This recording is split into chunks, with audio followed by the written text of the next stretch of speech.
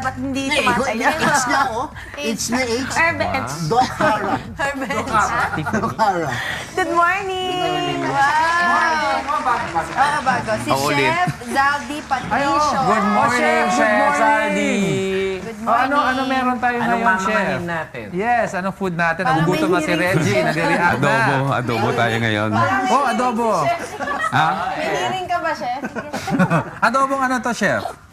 Adobong Quezon. Quezon. Paano yung adobo sa Quezon? Ito, makikita mo mamaya.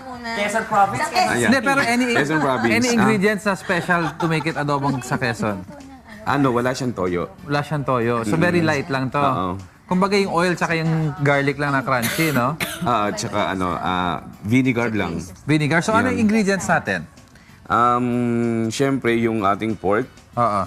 Mas maganda yung part na mataba. Kasi Okay. alam mo naman sa Quezon Province. Ay, oo. Lahat yung oil. Yung Oo, oil lang ma-oily. ano. Tapos, and then, suka. Siyempre, ito. And then, ito, fresh na bawang. Okay. Ito kalamansi. Ano to kasi sausawan to mamaya. Sasawan. Tapos oil, regular oil, pepper, chili, Tsaka and salt. white onion. Actually, ito sausawan siya. Hindi siya kasama sa cooking. Ayun, okay. Ito, yan. So, toyo and kalamansi ang sausawan natin.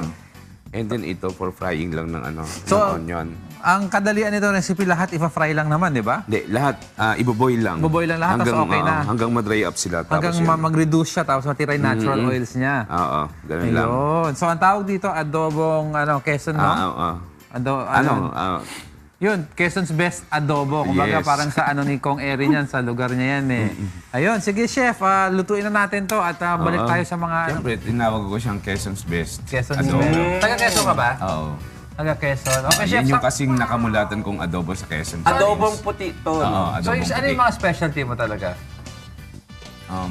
Madami. Hindi, pero pinaka-favorite, yung kumbaga, Filipino cooking, Kapampangan, ano yung talaga inaano nyo, chef?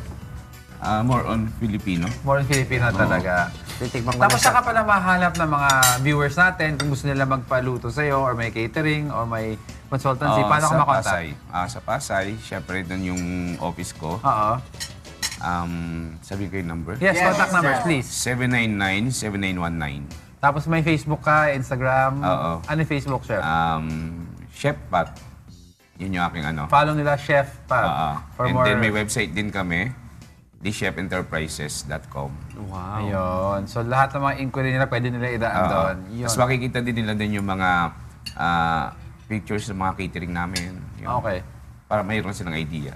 Ayun. Maraming salamat, Chef. May discount ba sa'yo, Chef, kapag sinabing from GMK?